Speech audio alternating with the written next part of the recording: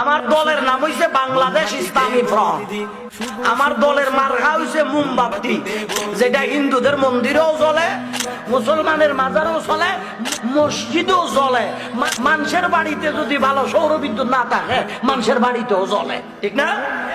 তো এই কারণে কোন দলের বিরুদ্ধে না, দল যেহেতু করি আবার কিছু রেফারেন্স আইনা কইলে কইব হ্যাঁ তো শুধু আরেক টানাটানি শুরু করছে। আমরা দেশে বহুদিন ধরে ঠেল্লা টুল্লা খাইছে, মাত্র কয়েকটা ফুরুত্তা খোলার খেলায় বেড়ি দেশের আগে চলবি। শুধু মাহফিলের প্যান্ডেলে আমি আমার সুন্নিয়তকে সীমাবদ্ধ না রেখে আমার এই সুন্নিয়ত পৃথিবীর প্রত্যেকটা প্রান্তে প্রান্তে পৌঁছাই দিতে হবে।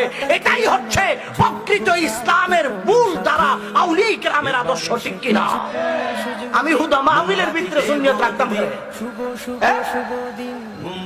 আল্লাহর ওলিরা কি মাহফিল কইরা সুন্নিয়ত প্রচার করছে?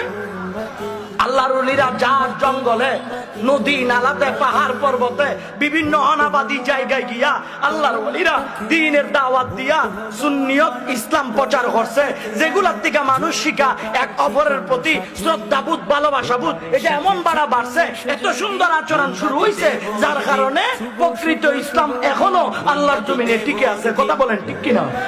মোমবাতি মোমবাতি মোমবাতি মোমবাতি।